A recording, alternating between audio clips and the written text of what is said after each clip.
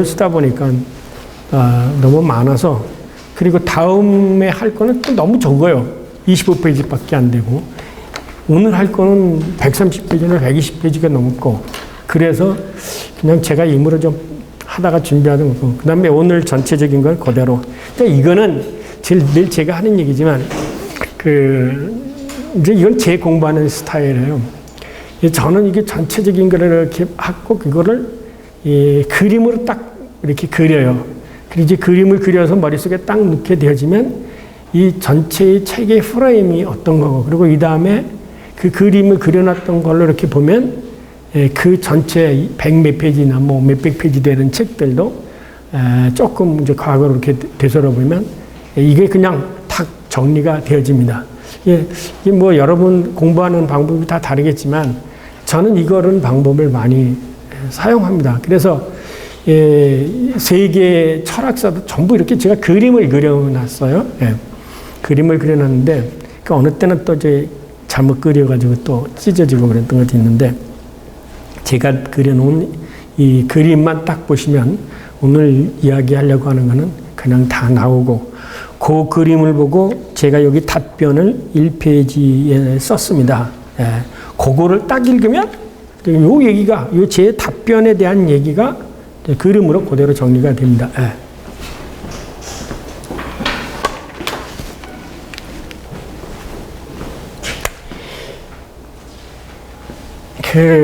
말씀드리지만 이 서구에 지난번에도 얘기했습니다만, 서구에는 이 철학적 혹은 학문적 계보와 신앙의 계보가 이렇게 같지가 않습니다. 그러니까 우리가 얘기하는 신학의 계보는 그 다분히 헬라 철학의 영향을 받은, 여러분이 필러라든지 그렇잖아요. 필러가 예수님보다 먼저 살았잖아요. 그런 사람들에 의해서 이 학문화되면서 이 모든 이 신앙의 내용들을 이 자기 나름대로의 체계로 이렇게 설명한 거죠. 그거를 이제 우리가 이제 한스킹의 말을 빌리면 이게 파라다임이죠. 저는 인지구조라고 이제 얘기하는데, 이제 바르트가 성경에 있는 이 모든 것들을 아까도 있지만 이 수평적 사고에서 바르트 역시 누구 사람입니까? 그러니까 이렇게 생각했어요. 이제 예수 그리스도의 십자가죠. 그 다음에 이게 3일이 있어요. 그 다음에 3일 만에 이렇게 부활하셨어요. 이게 죽음이고. 얼마 사셨어요? 40일 사셨죠. 근데 그 다음에 승천하시고, 이게 50일째. 성경에서 아직도 하결이 안 된 게 뭐냐면 요 10일이에요. 요 10일은 아직도 얘기가 없어요. 어디가 되는지.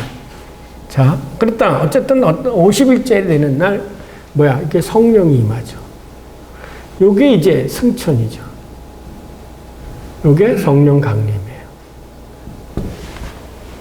그러면 요 바르트가 여기서부터 요거를 뭐라고 얘기하냐면 요것을 첫 번째 재림이라고 그래요.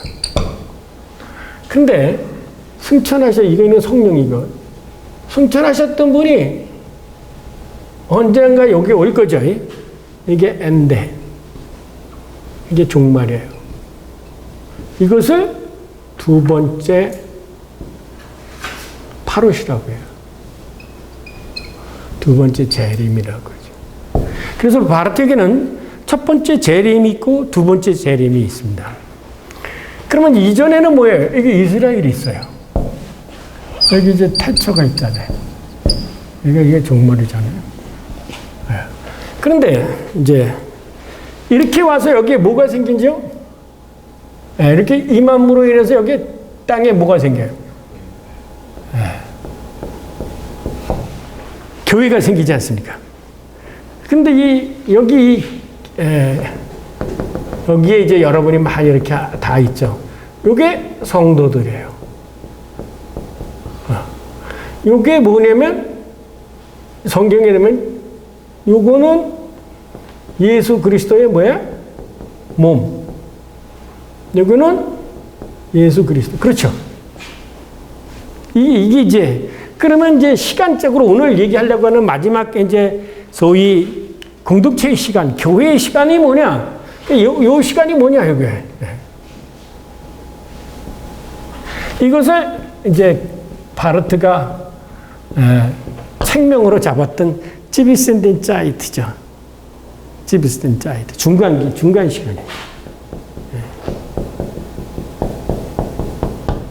근데 이 중간기가 요게 이제 뭐라고 그러면 여기가 쌍토령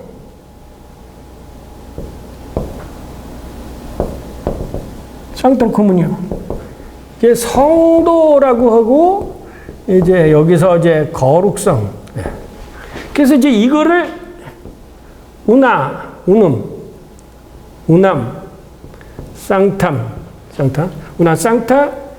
그 카톨리카, 아포스톨리카, 에클레시아, 예수 그리스도 이렇게 얘기하죠. 하나의 거룩한 사도들의 보편적 예수 그리스도의 교회. 이렇게. 그러니까 이것이 이제 한마디로 얘기하면 거룩이라는 거죠. 거룩이라는. 그러니까 오늘 얘기하려고 하는 거는 이 중간 시대. 그래서 이제 여기서 이제 요거와 이 성령 강림과 요게 교회의 일. 이게 이제 성령 강림. 이 성령 강림과 무슨 관계가 있느냐? 이제 여기 승천한 신 예수님하고, 그죠? 그리고 강림한 성령하고 교회하고 요 관계가 어떻게 되고, 이걸 이제 수평적으로 펴놓으면 이 교회가 이 지상에 존재하는 이 시간은 예수 그리스도의 이 구속, 죽음과 부활의, 여기 부활. 네, 이런 거하고 무슨 연관성이 있나? 요거를 이제 설명을 하려고 하는 거예요. 그러면 이제 생각을 해보세요. 교회가 왜 거룩하라고 얘기했어요? 거룩이라는 개념이 있어요. 그러니까 우리가 얘기할처럼 크레도, 나는 믿습니다. 상타 에클리시아, 거룩한 교회를 믿습니다. 그래. 맨 처음 이제 여기서 오늘 얘기한 하나, 거룩한 사도들, 그다음에 보편적, 이걸 하나하나 다 설명하겠지만, 그럼 이제 이 가장 중요한 게 거룩이라는 게 하나라는 것. 그래서 이제 하나라는 것이 나오니까 하나의 공동체, 그다음 교회 통일성 얘기되고 카톨리카라는 말이 나죠. 보편적인 교회라는 개념 나오죠. 그다음에 아포스톨리카라는 거에서 사도라는 개념이. 그러니까 교회의 사도성, 거룩성, 그다음에 보편성, 그다음에 유일성, 통일성 이런 거를 이제 굉장히 많이 오늘 해서 너무 지루하게 써서 제가 힘들어서 오늘 그만 다음 것도 있고 그러니까 그냥 하다가 말았어요. 다음에 마지막 정리를 해드릴 텐데 이게 결론은 다 여기 있어요. 그건 다음에 얘기하고 문제는 여러분이 이 개념에서 항상 이미 예수 그리스도의 여기를 통해 가지고 아까도 얘기했지만 초림이 있잖아요. 예수 그리스도의 여기 초림, 부활의 초림하고 여기에 재림. 그래가지고 이거를 똑같다고 보는 거예요. 이거 똑같다고 보는 거예요. 초림이나 재림이나 똑같다 이거야. 양태림적인 면에서 모양과 이런 건 다 똑같다. 그러면 어떻게 되느냐? 우리 시간은 이 수평적 시간으로 계산을 해보니까 나올 수 있는 논리는 뭐예요? 원래디 난 예시라는 말밖에 못하죠. 그러니까 이게 사고신학에서 왜 말을 그렇게 얘기하냐면 이게 옛날이나 저기는 항상 똑같이 다 시공간, 저는 이거 쉽게 풀어요. 시간관의 지평융합으로 풀으면 똑같은 것이면서도 다른 거고 항상 똑같은 것인데 이거를 이 서구의 진보사관을 생각한다면 항상 뭔가 변해서 발전을 미래를 가야 되는 것처럼 생각을 하고 있다는 거죠. 이제 거기서 바르트도 여전히 사고신학에서 못 벗어나는 한계점을 가지고 있구나라는 생각. 왜냐? 절대로 이 시간하고 다르지 않아요. 하나님 편에서는. 이스라엘 민족하고 관계 계셨던 하나님의 예수님이 오셨을 때 관계, 오늘의 성령과 이게 다르냐? 절대 다르지 않거든요. 이것을 시간에 따라서 다르다고 생각하는 거는 뭐냐? 인간의 머리지. 인간의 머리예요. 하나님은 옛날이나 지금이나 다 똑같은 분이에요. 똑같이 우리들에게 역사하고 이스라엘 민족이 뭐 우리보다 낫거나 못하지 않은 거예요. 여기서 나오지만 똑같은 거라 이거야. 근데 왜 난 레디하고 해서 이렇게 계산하느냐? 이게 이제 바르트조차도 못 벗어났고 우리 교수 백호 교수님조차도 이것을 못 벗어나요. 그게 사고신학의 한계예요. 사고신학의. 이거를 뒤집어 놓으려면 동양적 사고라고 오히려 초대교회의 그 성령의 역사 속에서 있다는 그 개념으로 돌아가야 되는데, 가장 서구신학의 가장 위대한 어거스틴의 책서부터 시작을 해가지고 하더라도 이 성경에 있는 것을 절대로 못 풀어갑니다. 이 지평융합적으로 못 풀어가요. 제가 이제 오늘 그 얘기를 그대로 하겠어요. 그래서 앞에 이제 저는 이렇게 이제 기독론이라는 게 뭐냐? 여기서 이제 여기 그림을 그릴 거예요. 여기 기독론이라는 것은 뭐냐면 이거 다 수직적인 거. 이게 기독론이야. 하나님이 이게 뭐야? 파라그раф 59에 있죠. 하나님이 인간의 모습을 입고 이 낯선 세계에 임하는 거예요. 나중에 4-2권에 가면 어떻게 했냐면 68파라그раф 63에 가서 인자의 승천에 대해서 얘기해요. 이분에 대해서 이제 이걸 방향을 이렇게 얘기해요. 이 구조가 다 그렇게. 그러니까 이 파라그раф 여기 여러분이는 파라그раф 58에서 전체 구조를 읽었잖아요. 여기서 그 다음에 4-3권에 가서 또 이게 성자적입니다. 이제 이렇게 옥신이 됐고, 요것에 대해서 이제 여기 칭의론, 소위 얘기했어요. 그 다음에 칭의론을 얘기해놓고 요 수평적인 방으로 이 칭의론에 대해서 이 칭의론 이쪽으로 여기 하나님의 역사라면 이 수평적인 것은 인간의 역사예요. 요게 이제 죄론이에요. 죄론이에요. 그럼 이 칭의론에 대해서 또 어떻게 이제 이쪽에서 반응을 하느냐. 여기서 이제 이게 교회론 혹은 성령론. 요거 구조를 이제 이렇게 쉽게 얘기하면 이렇게 얘기해요. 그런 식으로 일단은 악용 바르트가 요 앞에서 설명하고 있는 거예요. 요 구조를 하는데 오늘은 요게 1, 2 얘기했죠.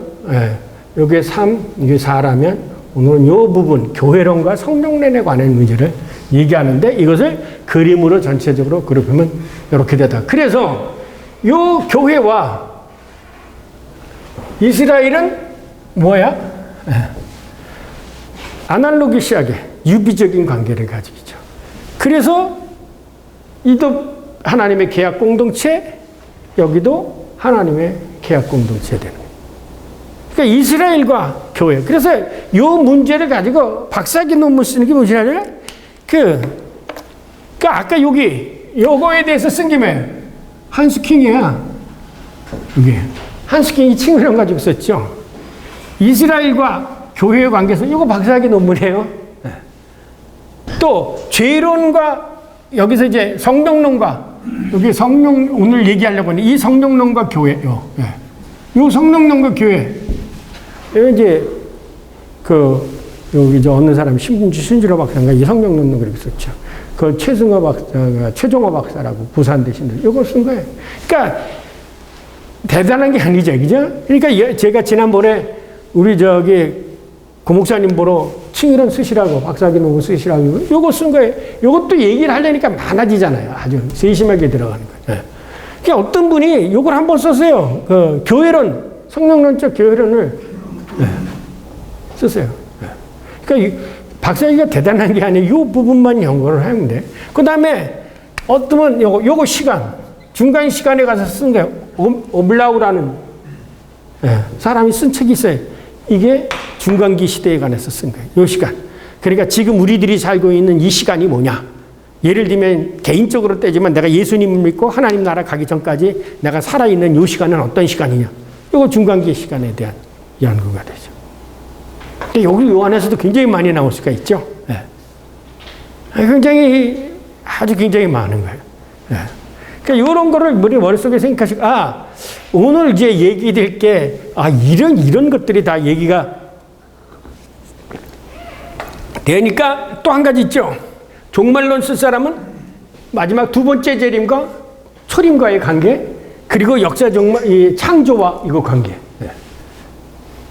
이 틀을 사실은 제가 제 책에 여러 가지 병문을 통해서 논문을 이미 발표를 한 것들이 좀 여중에도 있습니다. 그러니까 여러분이 그거를 꼭 한번 보세요. 네. 우선 이 그림부터 이해가 되셨어요? 질문을 하시고 그 다음에 쭉 넘어가면 나머지는 제가 이 그림을 이걸 말로 지금 여기서 써놓은 거예요. 네. 말로 써놓은 거예요. 자, 그러면 여러분 이제 이제 공부를 했으니까 교회가 거룩하다고 그러잖아요. 우리가 성도라고 하잖아요. 왜 우리가 성도야? 왜 우리가 거룩해? 그러면 이제 바르트가 어떻게 얘기해요? 거룩이라는 개념을 먼저 정의를 하겠죠. 네. 거룩이라는 개념. 그러면 거룩이라는 개념을 바르트는 어떻게 정의할까? 뭐 우리 존재론적으로 누구는 거룩하고 이건 양적으로 정리할까? 그렇게 안 할 거죠. 분명히 안 할 거죠. 네. 예를 들면 저기 있잖아요. 오늘 아침에도 그런 얘기 있으면 여호수아가 강을 건너가니까 사람이 있어요. 너 누구 편이야? 칼림에서 나는 내 편이다. 그랬더니 난 천국 군대 장관이다. 그러니까 그 사람 당장 너 신발 벗어. 그 다음에 모세가 호렙성에다 딱 갔는데 하나님 너 신발 벗어 그랬잖아요. 앞에. 네. 그 거룩이라는 개념이 이제 우리들이 생각하는 그 개념. 그래서 늘 제가 말씀드린 것은 뭐냐면 성경이 얘기하는 테르미노리스 테크니쿠스. 예, 그러니까 성경이 얘기하는 그 개념과 우리들이 사용하는 그 개념이 달라요. 그래서 그 다른 개념을 정확하게 이해를 하면 우선 먼저 모든 걸 금방 이해하기가 쉽죠. 예. 제가 그래서 이런 거를 이 다분히 헬라적인 것은 존재론적인 경우가 많아요. 그런데 예를 들면 저 사람은 나면서부터 양반 이게 존재론적인 거죠. 예? 예. 그러나 히브리적인 사고나 성경적 사고는 존재론적인 개념이 아니라 뭐야? 펑셔널한 개념이에요. 기능적인 개념이에요. 기능적인 개념. 그래서 똑같은 그릇을 가지고도 제가 아주 자주 쓰는 그런 표현인데 똑같은 바가지를 가지고 물을 부으면 뭐야? 물바가지고 물을 부으면 무슨 바가지가 되는 거예요. 그러니까 교회 공동체가 모였다고 해서 그냥 존재론적으로 있는 공부한 게 아니라 여기에 뭐가 있어? 성령의 역사가 일어나고 하나님의 사역이 그러니까 성령의 역사처럼 하나님의 구속의 사역처럼 여기서 그런 역사가 일어나야 이게 거룩한 것이지 그게 거룩한 게 아니라는 거예요. 네. 그래서 누구든지 그리스도의 영이 없으면 그리스도의 아니라 내가 뭐 교회에 가지고 세례받았다고 그러니까 사도 바울도 그러잖아요. 근데 이런 것이 다 어디서 나오냐면 성경에서 그래. 너희가 육신의 할례냐? 아무 소용없다 그거는. 마음의 할례가 중요한 거다. 실질적으로 할례를 받아서 그리스도의 자녀로 사는 것이 그리스도인들이지 네가 그 살점 앞에 비했다고 그게. 그러니까 존재론적 이스라엘을 얘기하지 않고 뭐야? 하나님의 성령에 의한 이스라엘. 그러니까 교회도 그렇게 얘기하는 거예요. 그래서 이제 왜 이 기념이냐면 이 초대교회에 니케아 콘스탄티노폴에 나왔던 교회에 대한 고백의 우나 상타 에클레시아 아포스톨리카 예수 그리스도라는 그 개념을 굉장히 특별히 로마 캐톨릭에 대항해서 이제 이거를 반박하면서 쓰려고 하니까 많은 부분을 쓰게 되어졌는데 결국은 뭐냐면 기본적으로 교회가 그리스도가 머리가 되어지지 않는 교회는 아무리 있어도 그건 거룩한 교회가 아니다. 이건 뭐 목사가 머리가 되는지 교황이 머리가 있다든지 이건 거룩한 교회가 아니야. 머리부터가 썩었는데 이게 무슨 거룩한 교회나. 또 성도들이 뭐냐면 성령에 의해서 그 거룩한 교회에 의해서 이 성령에 의해서 성도들이 은사를 받고 여기에 사로잡히고 성령에 의해서 감동받고 이렇게 되어야 되지. 그래야 멤버 교안에 그 박스 안에 들어가 있다고 그래서 멤버 안에 그럼 멤버지 그거는 성도들이 아니라는 거예요. 그러니까 그래서 요 개념을 쉽게 이해하면 나머지 책들이라든가 읽어갈 때 아무리 장황하게 써더라도 가만히 앉아서 어떻게 이걸 기술할 수 있을까라고 딱 생각하면 이게 나오거든요. 그러니까 오늘은 이걸 보시고요. 제가 읽기 전에 질문을 하세요. 제가 진짜 질문을 먼저 드릴 테니까 질문을 하세요. 그러면 이거 읽지 않아도 이제 여러분은 책을 읽지 않아도 책 제목만 보고 혹은 이 명제만 딱 보더라도 이게 어떻게 되어질 건가라는 걸 알아야죠. 이제 이게 여러분이 이제 그 바르트를 이렇게 이제 4년 동안 공부했으면 이제 그 정도 수준은 돼야 돼. 딱.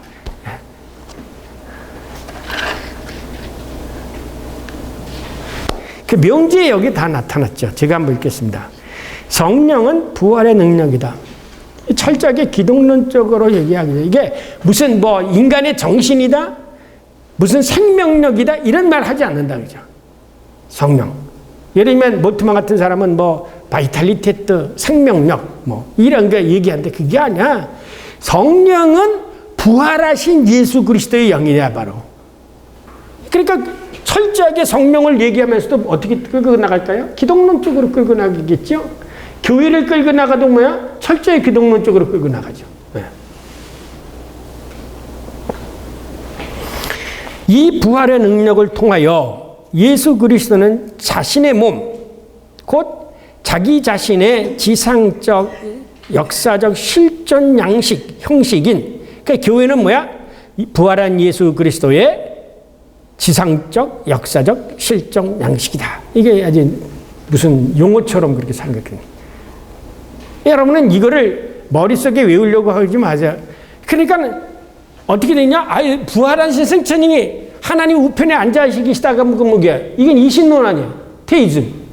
그분이 아니라 성령으로 와서 지금 교회 머리 위에 앉아 있다는 거야. 교회 머리 위에, 머리로서 지금 성령을 통해서 교회 머리로 지금 역사하고 계시다. 이거야. 예수님이 부활하셔서.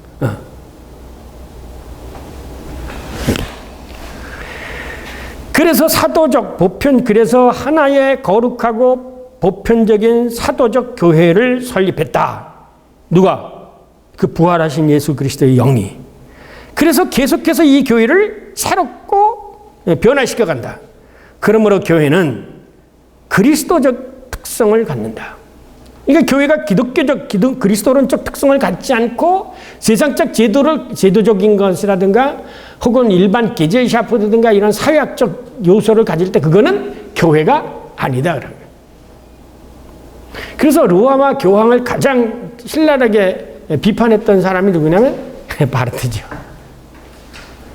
로마 교황을 역대 속에서 욕을 제일 많이 했던 사람 두 사람이 있는데 그 사람은 마틴 루터하고 칼 바르트예요. 네가 무슨 교회 머리 수장이냐? 부활한 예수 그리스도가 교회 수장이지. 할 말 없죠. 그러죠. 더 자세히 말하면 교회는 예수 그리스도로 말미암아 다른 모든 사람들보다 앞서 이미 지금, 그러니까 뭐냐면 이 바르트는 똑같은 문장을 쓸 때 항상 끄트물에 가서 과거형, 현재형, 미래형을 같이 써요. 그러니까 ist, wird라는 말을 꼭 써요.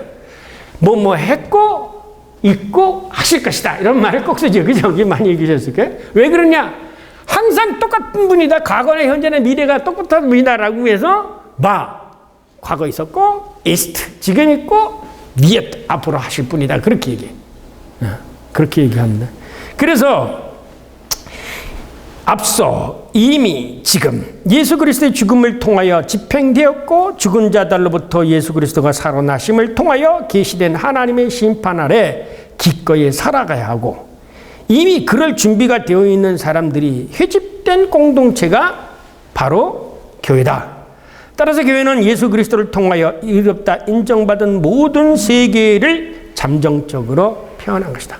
그러니까 이것이 이제 이렇게 확산되어져 간다. 그러면 아까도 얘기했지만 이제 또 뭘? 이 교회를, 요 멤버들을 어떻게 해요? 사회로 내야 돼. 요게 뭐야? 에클레시아 디아스포라. 이게 디아스포라예요. 그래 여러분이 모이는 교회, 흩어지는 교회 그랬잖아요. 이게 디아스포라예요. 그래. 여기서 말씀을 받아가지고 가서 요게 뭐냐면 아포스톨이라는 거예요. 보냄을 받은 자. 그러니까 모든 사람은 교회에 모여가지고 말씀 받아가지고 파송된, 이게 뭐야? 파송이야. 뭐를 위해? 세상으로 복음을 전도하도록 파송됐다 이거죠. 그래서 모든 사람들이 사도야. 그러니까 요즘에 와서 또 뭐 신사도 운동 뭐 이런 또 얘기가 나온 거죠. 아니야. 옛날부터 우리는 하나님의 말씀을, 이거를 사도라고도 얘기하고 혹은 쪼이게 증언자라고도 얘기하고. 그래서 하나님의 역사를. 그래서 여러분은 궁극적으로 뭐냐면 받았으니 나눠줘야 된다는 거죠. 가서 전해야 되는 거예요. 그래서 예배 의식이 있잖아요. 여러분 예배 끝나고 나서 여러분 파송 안 하죠? 파송 예식 합니까?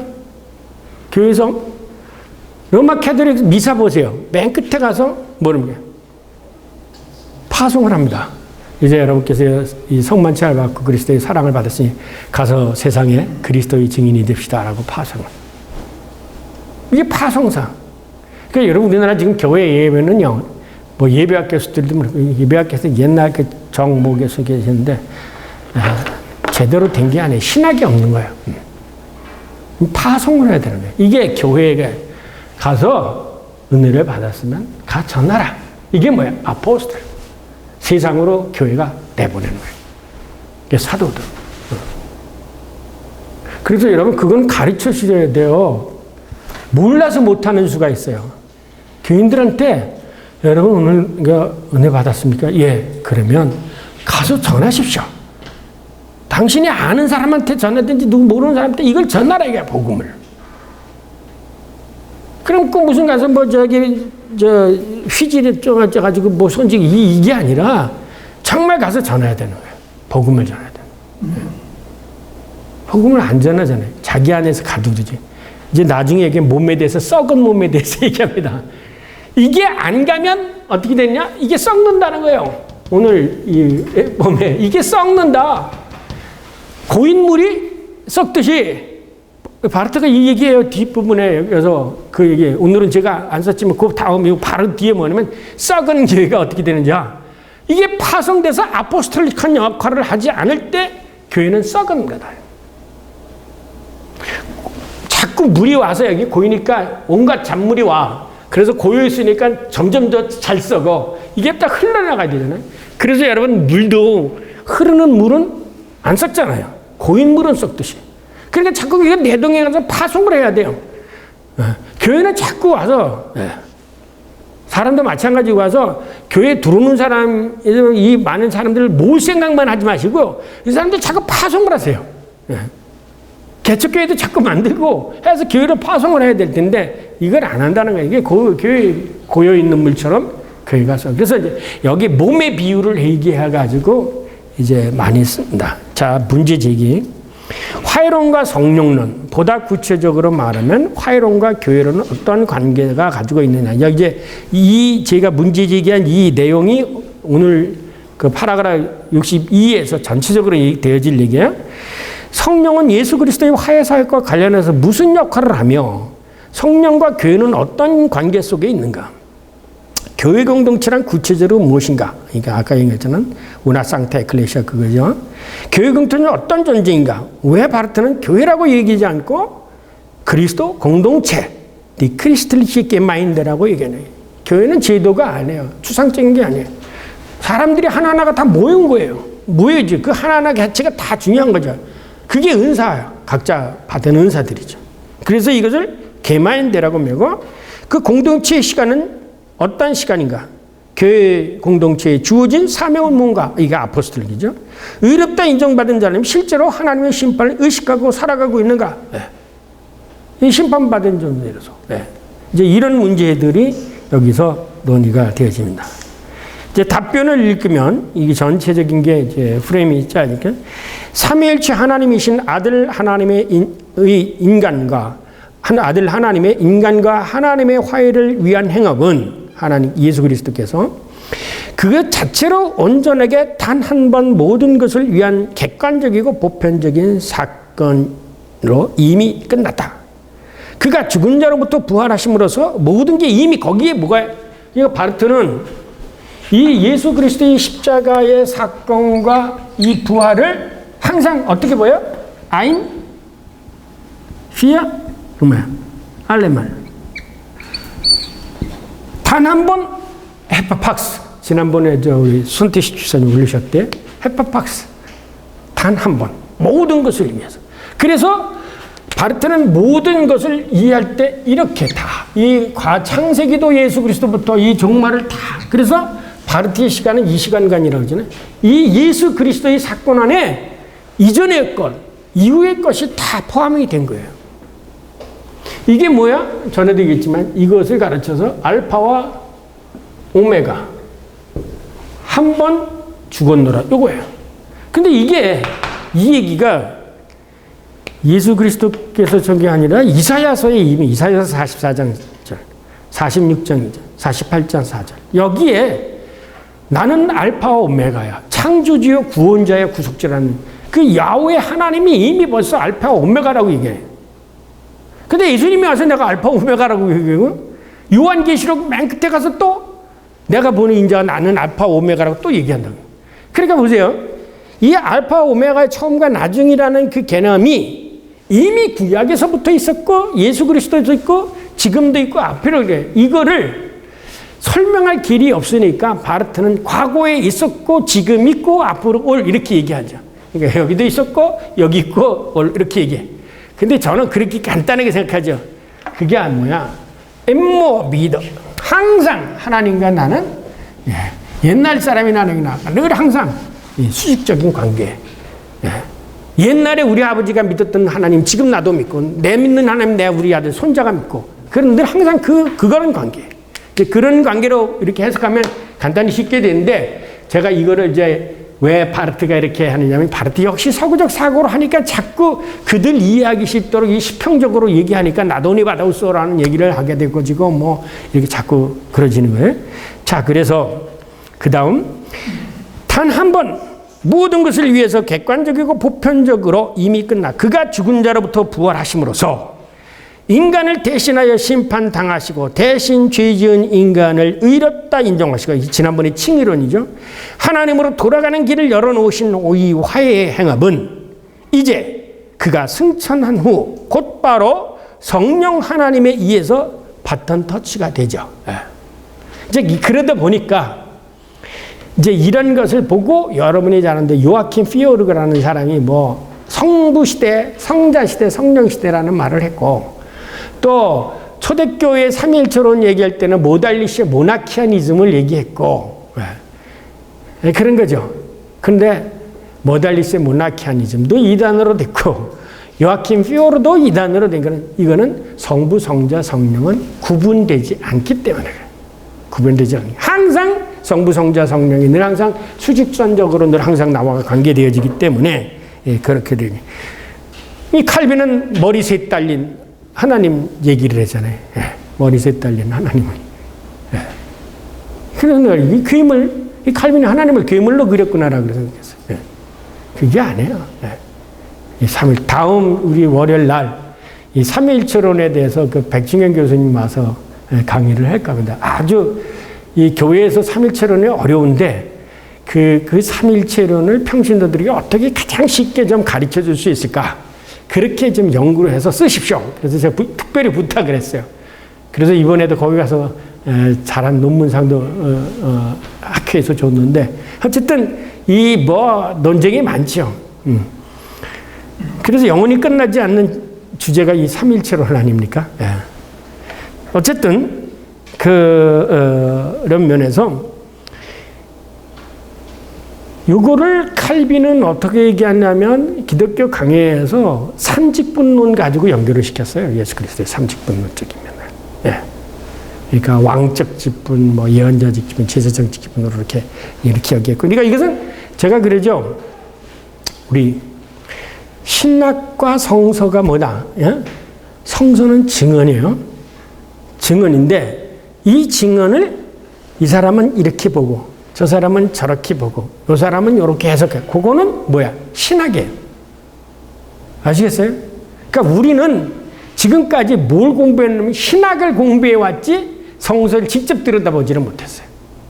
제가 하는 우리 캐리그마 신학교나 제가 하는 신학은 비블리칼 테올로기를 하는 것은 직접 뭐 신학자들의 얘기를 걸지 말고 성서 자체 내에서 이게 원래 그 루터가 계획했던 거고 그리고 초창기에 이레니우스나 같은 사람들이 시작한 게 상타 스크립투라스 입시우스 인터프레 성경은 성경으로 해석해야지 신학적 관점을 가지고 해석하지 말자. 이런 게 이제 그래서 저는 이 비블리칼 테올로기를 하는데 이제 많은 사람들이 이래. 똑같은 이 얘기를 가지고도 어떤 사람이 이렇게 설명하잖아요. 그러니까 이것을 이 벨커도 이제 칼빈의 영향을 받아가지고 삼직분론으로 해서 예수 그리스도의 그 사역의 컨티뉴이티. 를 얘기를 하는데, 이제 여기서도 말하면 이 아버지의 예수 그리스도의 화해의 역사는 화해 역사로 끝난 게 아니라 이미 여기서 완성됐고 에어필링 되는 거는 이 에어필링 백을 아우스브라이튼 확산시키고 페비어클링 현재화시키고 하는 작업은 누가 하느냐? 이거는 성령이 한다. 뭐를 통해서? 교회를 통해서. 그럼 교회에서 지금 성령이 역사한다고 하는 것은 그 옛날 화해주가 오늘 우리들에게 지금 있다는 거죠. 그러면 예수 성령이 삼위일체 하나님인데 예수님이 하신 거하고 딴짓을 하면 안 되겠죠. 그러니까 성령이 하는 것도 내내 화해자 예수 그리스도께서 하신 일을 이 교회를 통해서 하신다는 거예요. 그렇게 생각하시면 쉽게 나오죠. 그래서 거기에 성령 하나님에 의해서 이 지상의 역사 속에서 구체적으로 폭넓게 확산 실현되어 가고 있다. 성령 하나님은 교회 공동체를 회집하여 이들로 하여금 화해의 증인이 되도록 하시어 아들 하나님이 이루어 놓으신 하나님과 인간의 화해를 구체적으로 역사 속에서 실현시켜 가고 있다. 그래서 여러분이 고린도후서 5장 8절에 보면 우리를 화해의 몰라? 화해의 도구로 삼으셨다. 그러니까 우리도 화해를 해야 된다는 거예요. 예수님께서 통해가지고 하나님과 인간의 화해를 했듯이 우리도 역사 속에서 이 화해 사역을 감당해야 된다. 이게 아포스톨로스한 사도적인 과제를 가지게 되어진다는 거죠. 그러므로 교회는 성령에 의해서 의롭다 인정받은 사람들의 집합체, 곧 화해의 증인이 되도록 성령으로부터 부름을 받은 공동체이다. 그래서 성령 공동체. 이런 점에서 교회 공동체는 부활하신 예수 그리스도의 지상적, 역사적 실존 형태이다. 그래서 교회는 하나의 거룩하고 보편적 사도들의 예수 그리스도의 공동체라는 존재론적인 특징을 갖게 된다. 그러므로 교회 공동체의 시간은 예수 그리스도가 부활하신 40여 동안 부활하시어 40일 동안 제자들에게 나타나셨던 그 첫 번째 파루시가 다시 오실 두 번째 파루시 재림 사이에 있는 중간 시간 쯔비센덴짜이라는 특성을 갖는다. 지금 교회 공동체의 구성원은 이미 성취된 하나님과 인간의 화해를 그가 다시 오시기까지 성령의 도움으로 증언해야 할 증언자의 임무, 아포스톨스의 과제를 맡고 있다. 맡은 자로 예수 그리스도의 부활 후 현현과 마지막 종말의 현현 중간 사이에 살고 있는 것, 이것이 바로 오늘날 공동체의 시간이다. 이렇게 해석을 한 거예요. 이게 전부예요. 잠깐 쉬었다가 질문을 하세요. 그리고 이 뒷부분은 이제 다음에 뭐 오늘 했는데 오히려 질문을 하는 게 여러분들이 쉽게 더 이해를 하실 수 있으니까 질문을 통해서 잠깐 쉬었다 하시죠. 에베소서 있잖아요. 세례도 하나고 하나님도 하나고 하나님과 인간 사이의 중보자도 하나고 이거 하나의 교회일 수밖에 없지. 하나의 교회라는 건 우니버살한 교회고 이거는 곧 뭐야? 카톨릭 교회라는 거야. 보편적 교회라는 거야. 하나라는 숫자 하나 그 개념이 아니라는 거죠. 생각해 보세요. 근데 간단한 걸 그렇게 많이 썼어. 간단한 걸 그렇게 많이 썼어. 그러니까 이제 너도 나도 딴 소리 하니까 그걸 다 찾아가지고 생기는 케이스 바이 케이스를 다 여기서 얘기하려고 하니까 그렇게 많은 얘기가 많은 거예요. 그러니까 결론은 다 간단한데 이 부수적인 얘기 마치 예를 들면 10계명 했는가인데 613개 율법 생기듯이 그 카수이스트처럼 경우의 수를 다 설명하려고 하니까 많아지는 거예요.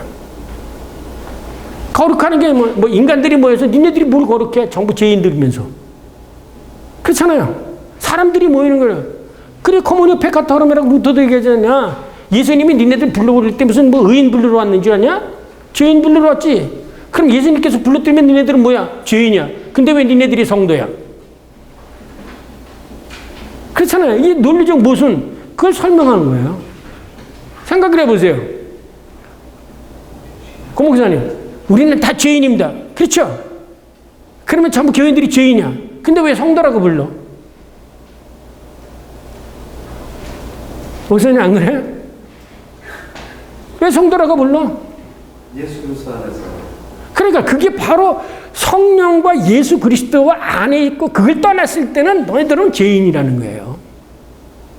그래서 교회도 마찬가지예요. 여기서 성령의 역사. 그래서 성령의 역사가 하지 않는 교회는 교회가 아니야. 인간의 어떤 거. 뭐라고 그러냐? 교회 밖에는 구원이 없다. 그래, 교회는 밖에는 구원 없어.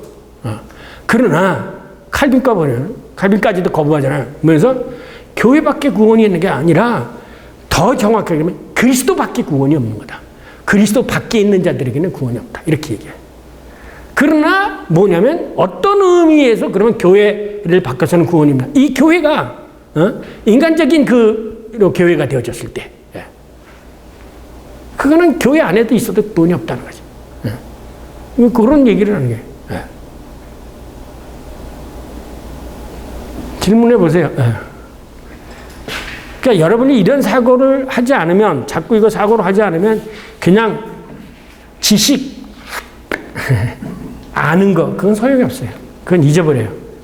그러니까 여러분이 왜 바르트가 이거를 얘기했을까라는 거예요. 그거를 여러분이 이렇게 생각하면 소위 크리에이티브하게 책을 읽어나가고 이해를 할 수가 있어요. 하나의 교회라고 할 경우에 카톨릭과의 관계가 좀 문제가 될 수 있는데, 유럽 같은 데는 이제 같은 신학교 안에 카톨릭 사람들이 오브제 교회가 같이 이렇게 활동하고 있기 때문에 같이 이렇게 격조가 되게 많은데, 우리는 거의 이렇게 교회를 안 하잖아요. 네. 교회 하기에는 카톨릭 신뢰드린 교회라고 그러잖아요. 문제가 많기 때문에 교회를 못 하는데, 이거 어떻게 해야 되는지 설명이 필요하죠. 그런 케이스는 저는 답변할 수가 없고, 바르트에게 있어서는 로마 캐톨릭이나 개신교나 이게 하나 그리스도의 교회라는 거죠. 그런데 로마 캐톨릭교가 니네들이 교회라고 생각하는 거, 그건 교회가 아니다 이거지. 그 니네들이 이미 제도화되어진 거, 섹트화 만들어 놓은 교회고, 그러니까 니네들이 말할 때는 교회밖에는 구원이 없다고 얘기하지 않느냐. 니네들이 중심으로 인해서. 바르트는 그렇게 보지 않죠. 로마 캐톨릭을 중심으로 본 게 아니라 예수 그리스도, 성령의 역사를 통해서 교회를 규정하고 있죠. 그러니까 니네도 이 성령이 그어냈으면 이것은 똑같은 하나의 교회고, 개신교도 그랬는데 여기서 성령을 떠나가지고 니네들이 독자적으로 하면 이건 교회가 아니라는 거죠.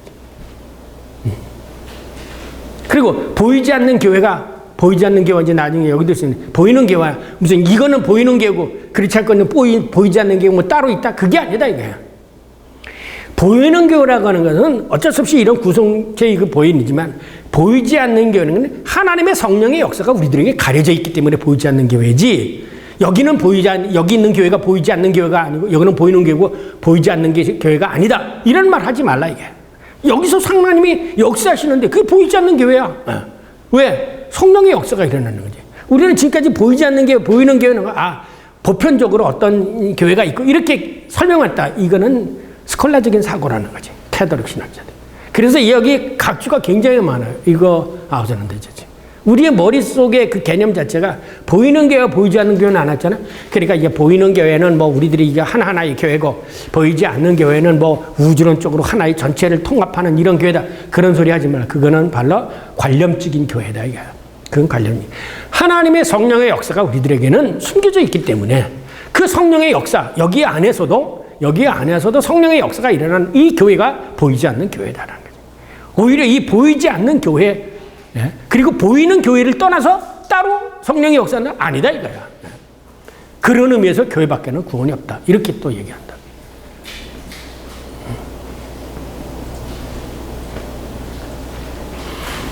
질문을 하세요. 이 생각을 해보고, 이 중간기대 어떻게 생각했어요? 중간기대. 그냥 난 이게 아니에요. 우리가 쉽게 얘기하는 원래된 난 예시 아니에요.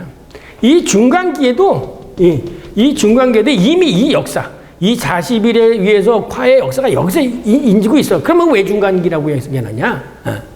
왜 중간기라고? 이미 하나님께 예수 그리스도를 통해서 이미 모든 것이 이루어졌어.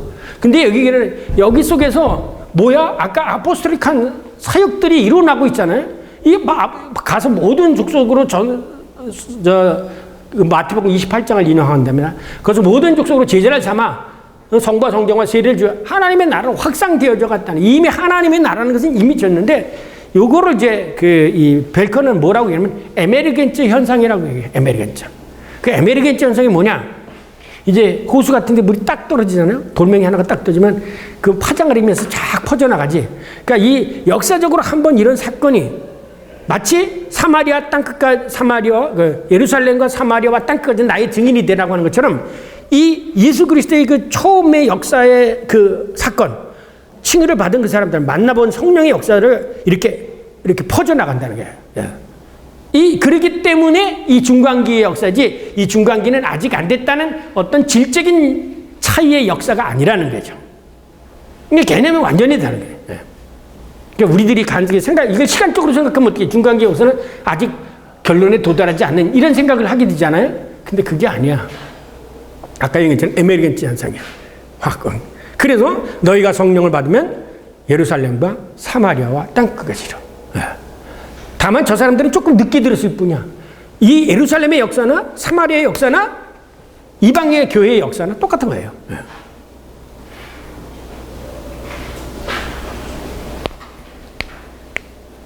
이 바르트 신학이 참 이게 읽으면서 제가 감탄을 합니다. 20세기의 대교부예요. 여기 나온 그 고대에 있었던 그 자료들 번역을 하면서도 깜짝깜짝 놀라는 그 자료들, 또 성서에 대한 주석들, 이거 하나하나가 다 정말 대단한 거예요. 이게 오기 전에 그 루터 식인학자가 팔 알트하우스라고 이런 사람이 있어요. 저녁 먹으면서 우리 사람은 이게 이제 팔 알트하우스 책을 이렇게 들치면서 보는데 거기도 71개 파라그램이 있어요. 그래서 나중에 이 알트하우스가 쓴 거는 그 신학 개론에서 되어질 그런 것들이에요. 그래서 이걸 쭉 오는 걸 72주 동안 한번 강의를 해서 이제 정리를 해주면 저 학부생들이나 대학원생들에게 참 좋겠다 이런 생각을 해봤어요. 근데 그거는 이러고요. 이 바르트의 책은 그거에 비하면 엄청난 거죠. 근데 루터의 바이마르를 좀 보세요. 바이마르를 가보세요. 그 독일에 가면 도서관이 저기에서 바이마르가 이쪽 이만큼이에요. 엄청난 책이죠. 하나님이 내신 사람들이. 제가 보기에는. 그러니까 그긴데 왜 그럼 그렇게 많이 그랬을 수 있을까? 이처럼 이 머릿속에 자기가 이게 그림이 딱 와 있는 거예요. 그래서 오늘은 요거 얘기하고 요거 얘기하다 보면 또 아까 얘기했지만 요거 칭의 얘기하다 보면 이게 많이 나오죠. 글이 많이 됐을 수밖에 없어요. 질문 없으시면 그럼 진도 나가겠어요. 자, 교회 공동체의 활론적 근거. 성령을 통한 임마누엘. 그러니까 바르트는 이 사상이 가장 중요한 이 파라그раф 57 보면 57에 그 한 파트를 한 단락을 꽃밑 온수 임마누엘이라는 장을 해요. 바르트 신학에 있어서 가장 핵심적인 내용이 뭐냐면 임마누엘. 하나님이 우리와 함께 계시다. 항상 이 임마누엘이 모든 신학의 테르미누스 아드크뱀이에요. 모든 하나님의 역사의 마지막 텔로스는 임마누엘. 근데 이 임마누엘이 역시 또 테르미누스 아크보였어요. 창세기에 그 바르트는 지난번에 이제 3-1고리에 나오는 창조사 있죠. 창조사에서도 마지막에 창조 역사의 텔로스가 뭐냐면 사바트, 하나님과 인간이 함께 하는 거예요. 여기도 뭐냐면 나중에 제7안식일의 사바트가 같다 이렇게 얘기해요. 창세기에 나오는 이 마지막. 그래서 요거를 제가 도표로 만들어 놓은 게 제 바르트 신학 해부에 보면 이걸 도표로 만들어 놓은 거예요. 그 다음에 창조의 역사, 그 다음에 이스라엘의 역사, 그 다음에 구속사, 그 다음에 예수 그리스도 이후의 역사. 이게 다 똑같은 유형으로 모두가 마지막은 사바트예요. 안식. 그래서 우리가 마지막 가야 할 곳이면 안식에 들어가는 일이에요. 우리는 하나님의 나라에 들어간다고 말하지만 바르트는 오히려 그걸 안식에 들어간다. 안식에 들어간다. 그렇게 이 안식에 들어. 그러면 안식이 참된 안식은 뭐냐? 임마누엘. 하나님이 우리와 함께할 때 참된 안식이에요. 우리가 하나님께서 떨어져 나올 때는 뭐가 있어? 불안, 초조. 이게 엑지스텐스하고 똑같이 철학자들이 얘기하는. 하나님이 그래서 우리를 하나님에게로 돌아갈 수 있는 길을 열어놓고 그 통로를 뒤바꿔 준 거. 그게 화해의 역사. 그리고 다음 주에 나오는 파라그라프 63에서는 인간이 예수님이 승천한 거는 이 인자의 승천이라고 그래요. 인자. 그래서 맨션존 하나님 인자의 승천을 얘기하는데 이게 하나님에게로 돌아가서 하나님과 안식할 수 있는 함께할 수 있는 길이 열렸다라는 거예요. 그러니까 바르트 신학의 가장 모든 신학의 것은 임마누엘이에요. 그러니까 임마누엘을 다른 말로 바꾸면 예수 그리스도죠. 그러니까 예수 기독론적인 퍼스펙티브라는 것은 설명해 나가는 기독론적인 거고 내용적으로는 God with us. 하나님이 우리와 함께하는 거예요. 성령으로도 하나님이 함께하시고 예수 그리스도로 함께하시고 마지막에서도 마지막 함께하시고 교회 안에서도 화해도 함께야. 너하고 나하고 함께하는 거예요. 그런데 거기 인간끼리는 잘 안 되는데 하나님이 함께하실 때 여기서 모든 문제가 된다. 인간끼리는 서로 다 다투고 그래. 근데 여기서 하나님이 성령이 함께 하실 때 거기에 참된 화해가 개마인데 마음이 하나가 되어지고 협조가 되는 그게 이제 바르트 신학의 가장 핵심적입니다. 그래서 제가 성령을 통한 임마누엘.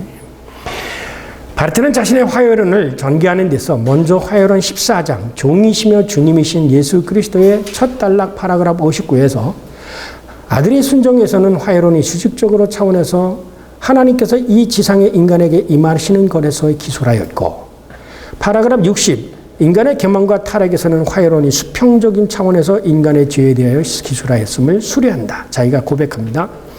그리고 파라그라프 61에서는 인간을 의롭다 인정하는 것은 다시 수직적인 차원에서 이 땅에 믿음으로 인간을 의롭다 인정하시는 하나님의 행업에 더하여 기술합니다. 이제 다시 62 성령과 교회 공동체에서는 이 수직적으로 임한 그 칭의론에 대해서 다시 수평적으로 이것이 어떻게 칭의된 인간들이 어떻게 세상으로 확장되어 나가느냐라고 하는 것을 기술하기 위해서 여기서 성령과 교회 공동체의 생성에 대해서 얘기를 합니다. 수평적으로 확장되는 것에 대해 기술하겠다고 밝힌다. 그리스도로는 마치 수평적 평면 위에 수직적으로 임하는 것 같다. 죄 지은 인간에 관한 교리는 마치 저 수평적 평면 그 자체와 같다. 칭의에 관한 교리는 수직적인 면에 의해서 저 수평적인 평면이 절단되는 것 같고 따라서 이제 교회와 신앙에 관한 교리를 전개하는 데서 우리에게 아직도 남아있는 것은 단 한 번, 다시 한 번 저 수평적 차원과 관련된 것을 언급하는 것이다. 즉, 교회와 신앙이 이제부터는 수직적인 것에 의해서 어떻게 교차되는가라는 것을 밝히겠다. 이게 이제 이 파라그라프 62에 대한 바르트의 기술의 설명입니다. 그 내용이 내가 뭘 하겠다라는 거죠. 그러므로 파라그라프 62 성령과 교회 공동체의 해집에서 기술하고자 하는 것은 예수 그리스도께서 특별히 종속되어 있는 인간, 이게 뭐예요? 의롭다 인정받은 사람에 관한 것, 곧 화해의 주체적으로 실현되는 것에 관한 것이다. 그리고 이에 덧붙여 이제 이것을 다시 보려고 하면 파라그라프 6과 12, 그 다음에 1-2의 파라그라프 16에서 18, 2-2의 35에서 이거를 이렇게 참고를 해보면 이미 이제 부분적으로 언급된 것들이 다시 여기서 중복해서 언급을 한답니다. 이런 점에서 바르트는 예수 그리스도를 통한 화해 사건과 성령의 사역의 연속성을 강조한다. 인용. 그리스도 안에 그 중심을 가지고 있는 신앙 고백의 실체에 그리스도교 공동체가 속해 있고 여기에 그리스도교 믿음도 속해 있다.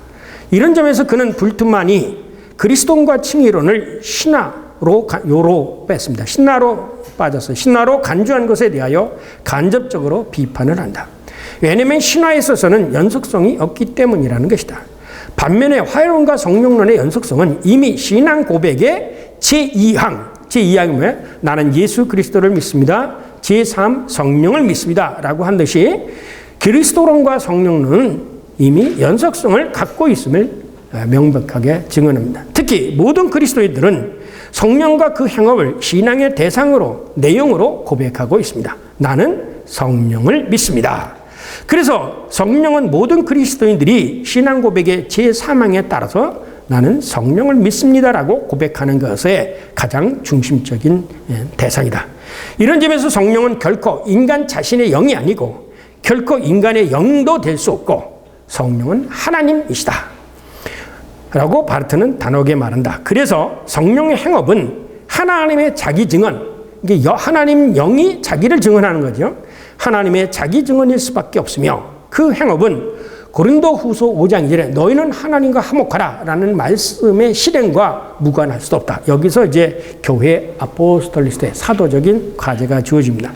한마디로 말하면 바르트에게서 성령은 예수 그리스도가 이루어 놓으신 화해 행업을 이 지상의 역사 속에서 완성하는 것이다. 이런 점에서 성령은 화해 행업을 증언하고 교회 공동체를 모으고 그들을 파송하는 주체인 것이다. 즉 성령은 인간을 자유롭게 하는 주의 영이시다. 성령은 인간을 믿음으로 일깨우시기 때문에 인간에게 남아있는 것은 단지 하나, 그 성령, 곧 거룩한 영을 믿는 것뿐이다.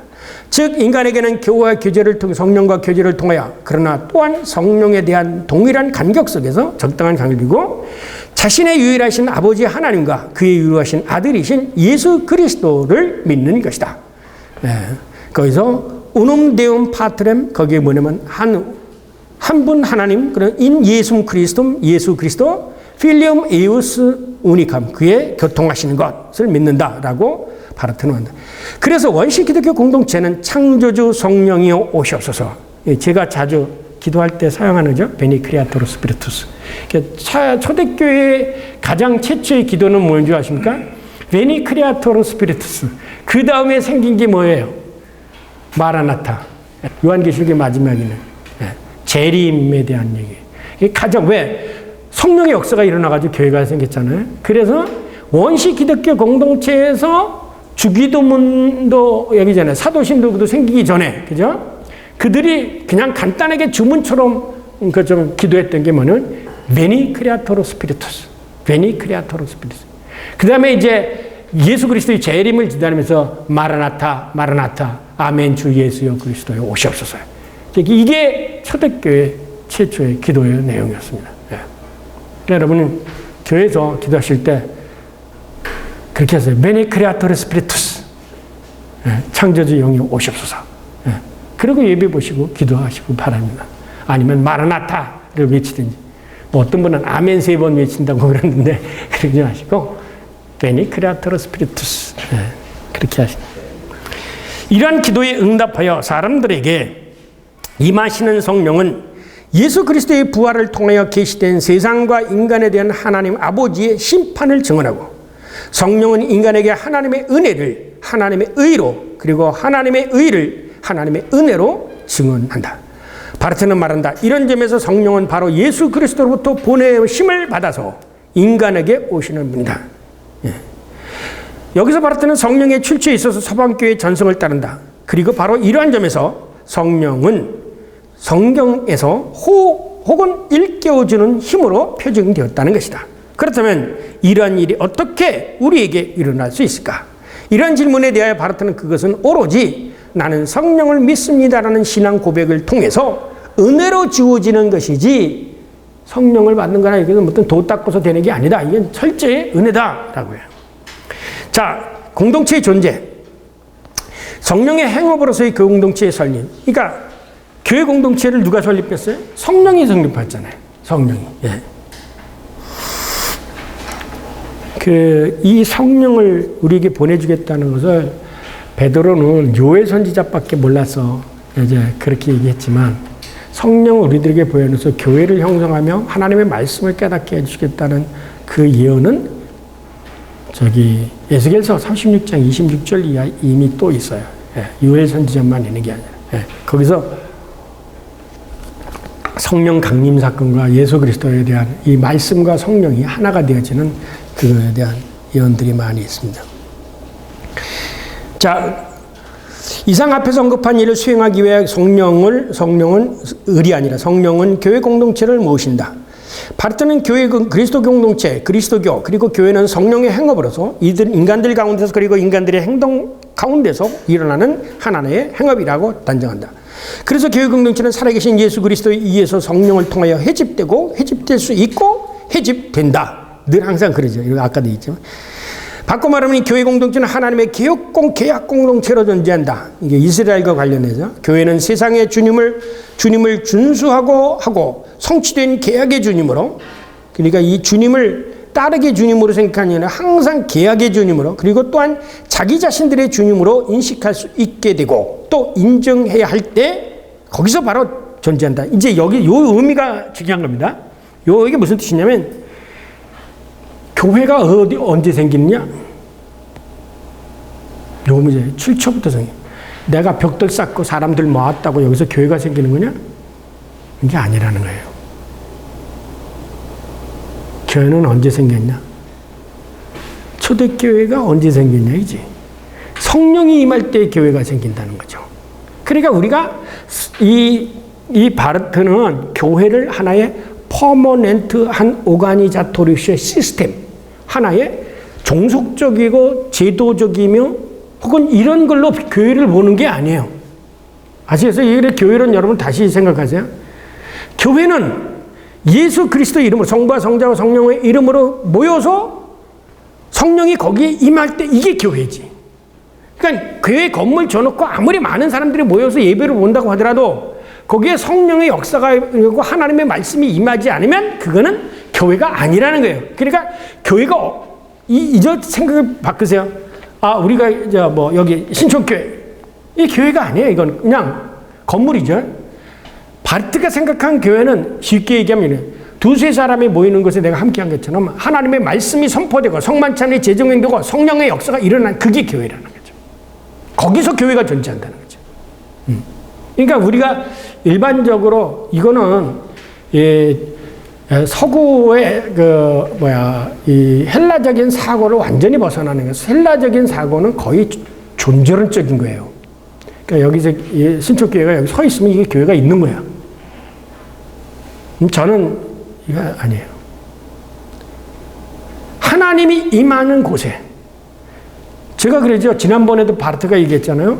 성경책이 있는데 이 성경책이 그냥 있을 때 이게 하나님의 말씀이 아니라냐면 이 말씀이 목회자의 입을 통해서 선포되어질 때 이게 말씀이 된다는 거죠. 이거 그냥 여기서 거룩한 책이라고 해서 전에 어렸을 때 제가 그랬잖아요. 이거 안 타는 줄 알았다고요. 이거는 우상적인 거예요. 이건 우상적인 거예요. 성경은 선포되어질 때 하나님의 말씀이고 교회는 성령의 역사 안에 모일 때 하나님의, 그래서 모이기를 패하는 자마다, 이건 성령의 역사를 방해하는 거죠. 모여서 성부와 성자의 성령의 이름으로 예수 그리스도의 말씀을 듣고 이게 그때 거기에 교회가 계획인 바로 탄다는 거예요. 거기에 교회가 있다는 거예요. 건물을 줘놨고 성도들이 세례받은 사람들이 몇 명이다. 이게 제도적인 교회 그거 아니라. 그러니까 철저하게 로마 캐톨릭을 비난하잖아요. 존재론적인 게 아니고 제도적인 게 아니고 관념적인 게 아니야. 다이나믹한 거예요. 교회는 성령의 안에서. 요 점을 여러분이 잘 이해하시기 바랍니다.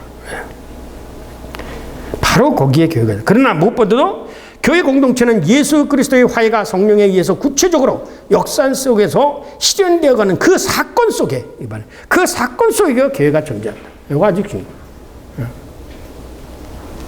그리고 교회 공동체는 무엇보다도 보이는 교회로 현존한다. 그러나 동시에 교회 공동체는 보이지 않는 교회로도 현존한다. 그렇다면 그것도 잘못 썼네. 교회와 보이지 않는 교회는 어떤 것인가? 우선 보이는 교회란 교회론적 가연설을 거부하는 것이라고 바르트는 말한다. 우리가 흔히들 보이지 않는 교회라는 것은 무슨 형이상학적이고 관념적인 그런 교회가 아니다. 보이지 않는 교회는 철저하게 보이는 교회와 관계없는 보이지 않는 교회는 있을 수 없는 거예요. 바르트, 즉 그리스도교 공동체 자체는 전적으로 관념적인 단체나 세계로 존재하는 것이 아니라고 단호하게 그는 주장한다. 따라서 보이는 교회란 구체적으로 일정한 사람들의 집합체, 공동체로서의 교회를 가리킴을 그는 강조한다. 그러나 보이지 않는 교회는 앞에서 언급한 성령의 역사가 일어나는 것, 공동체가 바로 보이지 않는 교회이다. 보이는 교회가 형식적인 외적인 면에서 교회 공동체를 본 것이라면, 보이지 않는 교회는 교회 공동체가 생성 유지되고 있는 성령의 행업의 차원 속에서 그 발생적 혹은 내용적인 면에서 교회를 보이지 않는 교회로 이야기하는 것이다. 그래서 바르트는 교회가 교회되는 것은 오직 성령과 믿음을 통해서만 가능하다고 말한다. 바로 이러한 점에서 그는 교회 밖에는 구원이 없다라는 말은 고대 로마 교회의 주장이고, 심지어 칼빈조차도 그렇게 말하였지만 그것은 성령의 자유로운 역사에 의한 보이지 않는 교회를 고려해 볼 때 타당한 것이 아니라고 주장한다.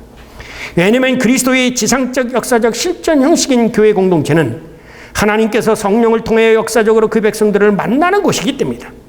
이렇듯 바르트는 임으로 보는 것과 같은 성령의 자유로운 역사를 고려하여 제도적이고 구체적인 보이는 형태의 교회 안에 구원이 있다고 주장하는 것을 거부한다. 바로 이러한 성령의 행업의 근거에서만 우리는 나는 교회를 믿습니다. 그래도 에클레시암이라는 신앙 고백이 성립된다는 것이다. 그렇다면 구체적으로 나는 교회를 믿습니다라는 고백이 무엇을 내포하고 있는가? 우선 이 고백은 보이는 교회를 믿는다는 것이 아니라 보이지 않는 교회, 곧 그리스도의 몸으로서의 교회를 믿는다는 것임을 바르트는 말합니다. 교회 건물을 믿는다는 게 아니죠. 제도를 믿는다는 게 아니에요.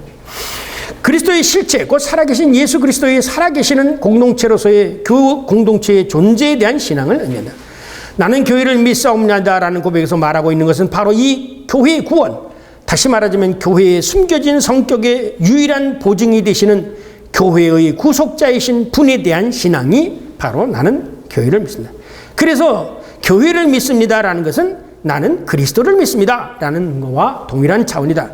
그러면 우리가 교회를 믿습니다라고 고백하는 것은 교회의 구체적인 모습 자체를 믿는 것이 아니라 교회 공동체를 생성시킨 화해자 예수 그리스도, 그리고 그 화해의 행업을 계속해서 성취 완성해 가고 계시는 성령님을 믿습니다라는 의미를 가진 것이다.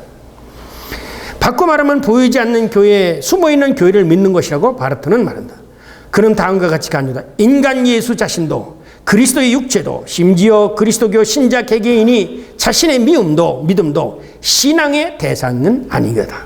공동체는 자신들의 주님을 믿고 바로 그름으로 인하여 그들의 자체의 현실적인 모습, 즉 자신들의 참된 모습 존재를 믿음으로 인하여 자기 자신, 곧 공동체를 그래도 에클레시암이라고 믿을 수 있는 것이다. 다시 말하면, 한마디로 만들면 작품을 믿는 것이 아니라 작품을 만든 분을 믿는 것과 같은 것이다. 한 걸음 더 나아가 바르트는 나는 교회를 믿습니다라고 고백하고 화해교리의 제2부 15장 46에서 8까지 내다보면서 다시 한번 섭니다. 그에 의하면 나는 교회를 믿습니다라는 고백은 교회가 자신의 삼촌으로부터 심판을 받으면서 동시에 위로받으며 지상의 가시적인 세계에서 전적으로 겸손하면서 위로를 받음으로 인하여 자기 자신에 대하여 진지하게 생각해 볼 수 있도록 허락되어져 있다는 것을 의미한다. 그런데 이 말이 의미하는 것은 교회는 성령의 일깨우시는 힘으로 살아간다는 뜻이다. 즉 교회는 성령을 고대하고 성령에 순종하도록 촉구받고 있다는 것이다.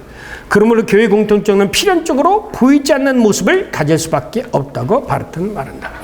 그러니까 여러분이 지금까지 보이는 교회와 보이지 않는 개념을 굉장히 형이상학적으로 둘러나눴는데 바르트는 그런 개념이 아니죠.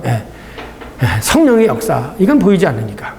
그러니까 보이지 않는 교회는 이 지도적 교회, 보이는 교회 안에서 성령의 역사를 얘기할 때 보이지 않는 교회라는 거죠. 즉 교회 공동체란 예수 그리스도 자신의 지상에서의 사건에 대한 존재 형식이라는 것이다. 다시 말하면 공동체란 교회의 성령의 일깨우는 힘으로 말미암아 계속 새로워져 하는 예수 그리스도의 몸. 그런데 예수 그리스도가 십자가에 못 박히시고 부활하신 분으로 하늘나라 사건의 존재 형식으로서 하나님의 우편에 계시기 때문에 오늘은 우리에게 보이지 않는 분입니다. 그러나 바로 그분이 교회 공동체로 지금 머리로 이 지상에 역사적으로 현존해 계시다는 점에서 교회 공동체는 그분의 몸으로 보이지 않는 교회라는 뜻을 가지게 된다는 것이다. 이렇듯 부활 승천하신 예수 그리스도의 몸처럼 그의 몸인 교회도 보이지 않는 교회 공동체라는 뜻이다. 그러므로 공동체가 존재하는 것은 그분께서 계시기 때문이다. 이것이 바로 공동체의 신비요 3차원 속에서의 믿음을 통해서만 가시적인 것일 수 있는 공동체의 존재는다. 그러나 예수 그리스도가 공동체의 머리가 되시기 때문에 교회 공동체는 그분의 몸이기 때문에 결국 공동체는 그 모든 면에 있어서 혼자 있는 것이 아니라 하늘에 있는 자들과 땅에 있는 자들과 땅 아래에 있는 자들의 모든 무릎이 예수의 무릎 아래 꿇는 자와 함께 있는 것이다. 그러니까 그렇게 이제 살짝 머리도 나와요. 보편적인 거로 나오는. 그러므로 그리스도의 공동체는 정말로 쪽으로 살아가는 것이며 세상 역사 한가운데서의 마지막 날 바로 그 영광의 빛을 바라보면서 지금 이 지상에서 살아가고 있는 거예요. 이게 지비센덴자이트죠. 그래서 그리스도교 공동체는 부활절을 뒤돌아보기도 하고 세상 끝날을 바라보면서 살아가는 도상의 존재다. 왜냐하면 성령께서 그리스도의 공동체와 일체를 이루고 계시고 그리고 또 이러한 공동체의 존재는 그분 자신의 존재에 대한 지상에서의 사건 형태로 존재하기 때문이다. 그러므로 교회 공동체가 나는 교회를 믿습니다라고 고백할 때에 공동체가 믿는 것은 자신들이 바로 이러한 존재라는 것을 생각하고 나는 교회를 믿습니다라고 고백해야 맞다라는 것입니다. 이상 나는 교회를 믿습니다라는 신앙 고백이 무엇인지를 해설한 바르트는 이제 구체적으로 니케아 콘스탄티노플 신조가 교회를 하나의 거룩한 보편적 사도들의 공동체라는 4가지 빈사에 대해서 설명합니다. 운함, 하나라는 그 개념이 뭐냐? 나는 하나의 교회를 믿습니다. 나는 하나의 교회를 믿습니다라는 신앙 고백은 수적인 의미가 아니라 교회 공동체의 통일성 혹은 정책성에 관한 것이다. 즉 만인의 머리로 택하여금을 받으신 예수 그리스도께서 십자가에 못 박히시고 부활하신 몸을 통하여 교회 공동체의 모든 구성을 포용하고 감싸신다는 의미에서 교회의 머리 되신 한 분 예수 그리스도의 몸이 교회 공동체라는 의미에서 교회는 하나라는 것이다. 이를 위해서 바르트는 에베소서 4장 아까 읽었던 4장 1절부터 7절을 인용합니다. 신앙도 안 하고 믿음도 안 하고 그리스도도 안 하고 세례도 안 하고. 그리고 이어서 바르트는 하나의 교회를 보다 구체적으로 4가지 측면에서 설명하는데 우선 가시적 교회와 불가시적 교회라는 2가지 교회가 존재하는 것이 아니라 따로 존재하는 것이 아니라는 거죠. 즉 지상에서의 역사적 공동체가 있고 이 지상적 교회 위에 혹은 뒤에 또 다른 초자연적인 영적 공동체가 있는 것이 아니라고 그는 말한다. 우리가 지금까지 대부분 이렇게 생각했죠. 그는 말한다. 따라서 보이는 교회와 보이지 않는 교회는 분리되어 있는 것이 아니라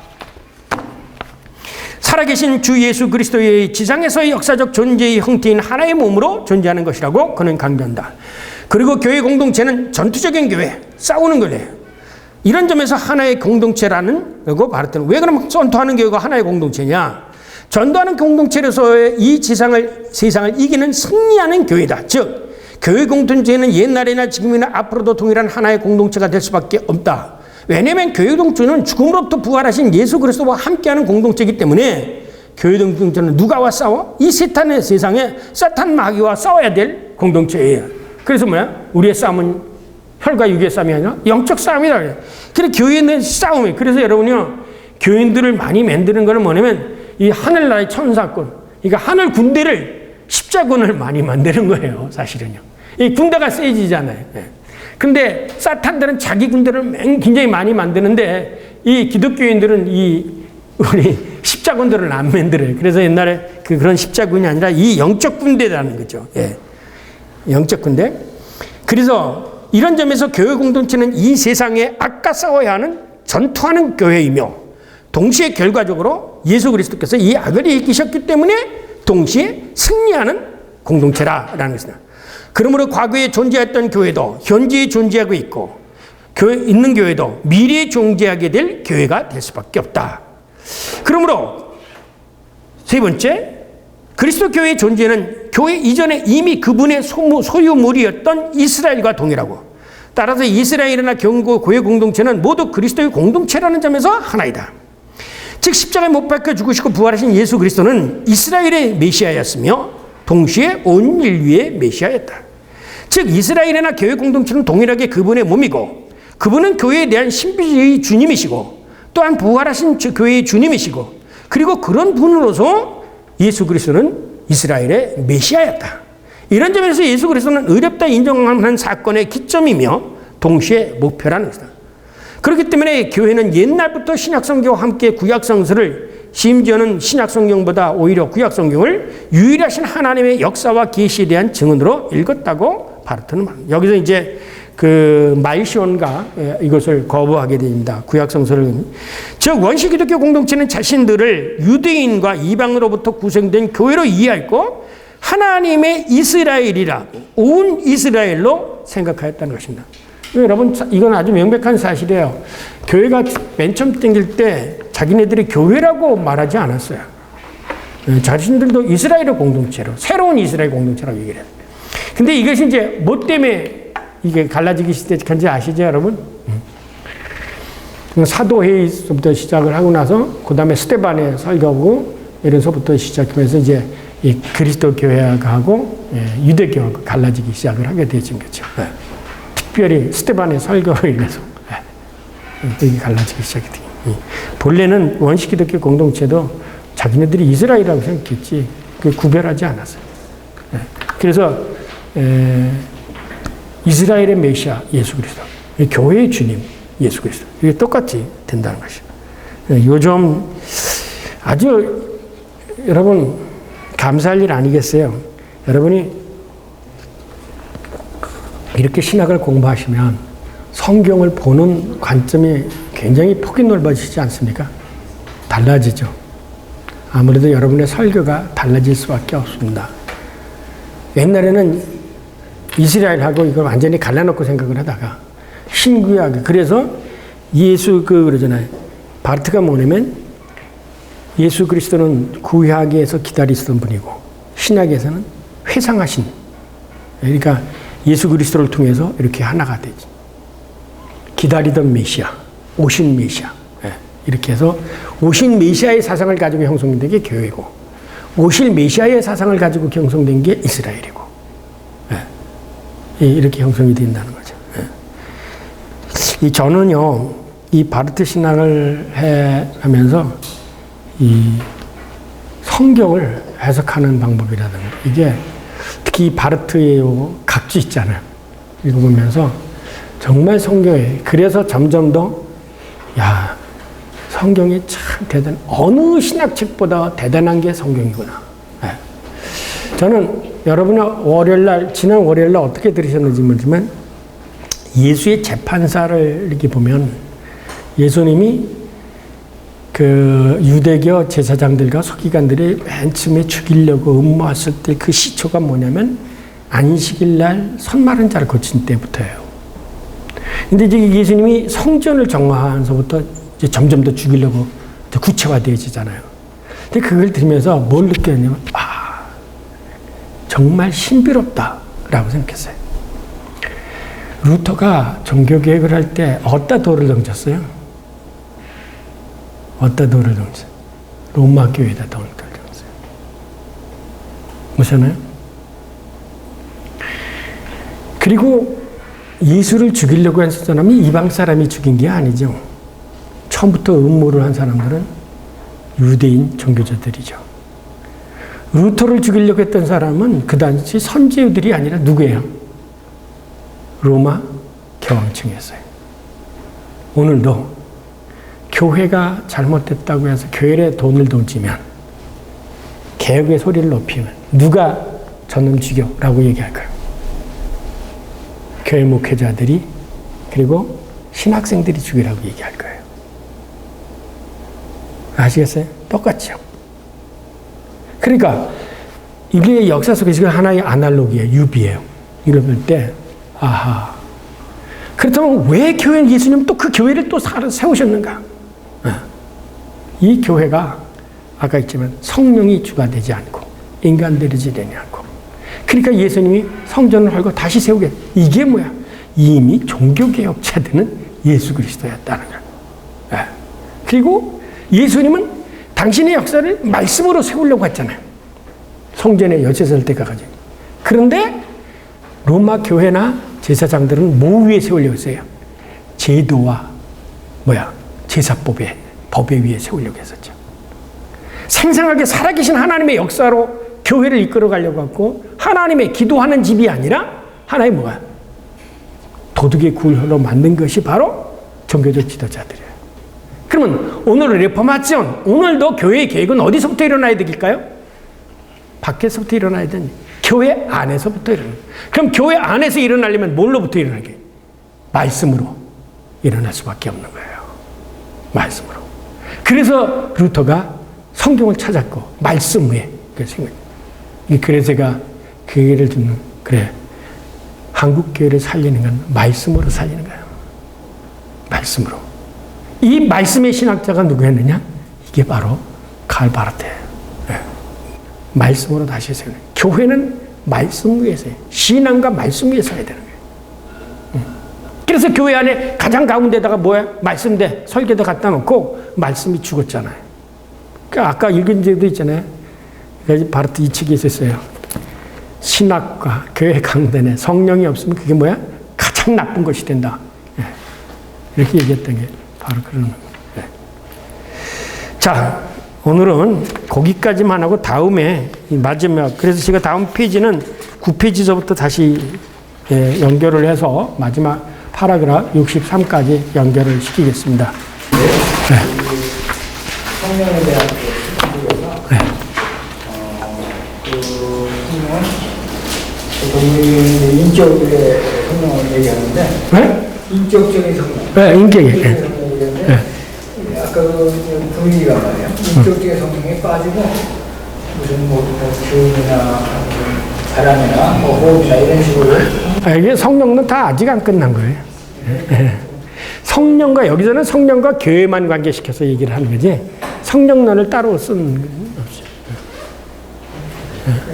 그러니까 아까 얘기한 건 이 성령과 교회 요거 얘기하겠다는 거예요. 오늘 얘기한 거는 요거예요, 요거. 예. 질문이 있는데요. 그 명제 부분 첫 번째에 네. 그냥 단문으로 때리는 게 성령 부활의 능력이다. 네. 라고 되어 있고 거기에 대한 설명이 그 다음 문장으로 이해되거든요. 예. 근데 어떻게 보면 왜 부활이라는 단어가 강조가 되어서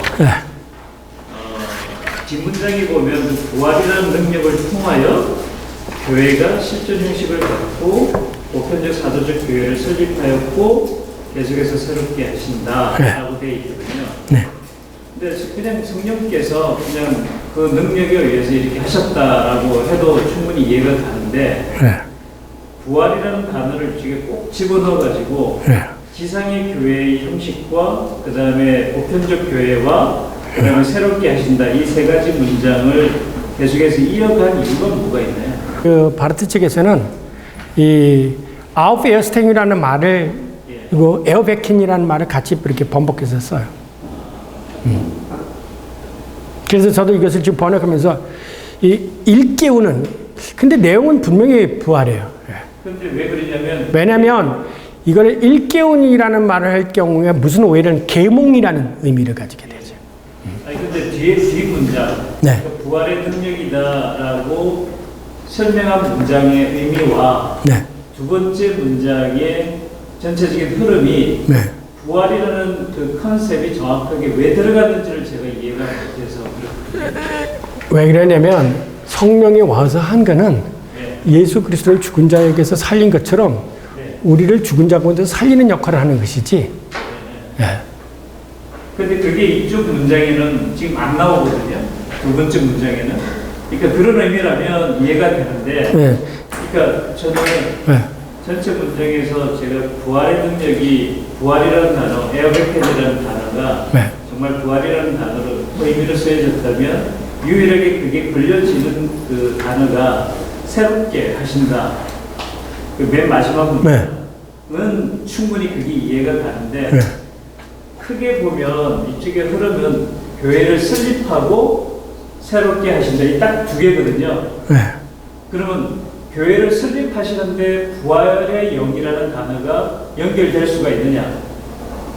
그 다음에 새롭게 하신다라고 할 때는 부활의 영이 연결이 되는데 교회를 설립하신다라는 개념에는 그 저기 부활의 영 그러니까 그냥 예수 그리스도의 영 이렇게 해도 그냥 아니야. 여기 와서 보세요 그럼. 네. 여기 와서. 그래서 혹시 부활이라는 단어를 강조한 이유가 있나라는. 아, 그렇죠. 중요한 거죠. 일반적으로 우리가 영하면 대개 형이상학적으로 메타피직하게는 보이지 않는 어떤 힘, 어떤 능력 이렇게 생겼는데 바르틱에서 영은 철저하게 부활을 죽은 자를 살리는 영이에요. 그래서 로마서 1장에 위에도 있는 것처럼 이 말씀에 육신으로 말할 것 같으면 다윗의 자손에 낳고 성결의 영으로는 이 죽은 자 가운데서 부활하여 하나님의 아들로 칭을 받다. 로마서 1장 3절처럼 성결의 영에 의해서 부활된 것이거든요. 그래서 성령의 역사 가운데 가장 중요한 부활을 살리는 영. 그래서 나중에 종말에서도 왜 소마프노마티콘이라고 얘기하냐면 이 죽은 자를 살리는 몸이거든요. 그래서 성령에 의해서 지배를 받는 거예요. 그래서 우리가 성령이 없잖아요. 그 영이 떠나잖아요. 영이 떠난 것은 죽은 자예요. 그래서 그 창세기에도 보면 내가 하나님 이제 나의 인간의 영과 인간들과 같이 하지 않겠다라고 얘기하죠. 이 죽은 자예요. 그래서 이 부활의 영이라는 부활의 능력, 성령을 부활의 능력이라는 힘 이걸 강조하는 이유가 바로 그거예요. 성령이 구체적으로 뭐라고 하겠어요? 무슨 사람들에게 은사 주고 그런 게 아니에요. 죽은 자 살리는 거예요. 그래서 엘리야라든지 혹은 베드로도 사람 수념 여인의 아들도 죽일 때도 올라가서 입에다가 코를 쓰고 예수님께서도 숨을 쾌 쉬면서 성령을 받으라는 것은 그는 생명력이에요. 그 생명, 살게 하는 영. 우리가 단순하게 제가 왜 자꾸 헬라적 사고나 이 철학적 사고에 대해서 경계를 하도록 하냐면 철학적 사고는 그게 없어요. 살려주는 어떤 뭐냐면 에너지, 어떤 기, 내가 뭘 움직이고 할 수 있는 힘, 파워 이렇게 생각하지 이 능동적으로 다른 거를 살리는 힘 이런 거로는 성령을 해석하지 않아요. 자, 그러면 기도하고 마치겠습니다.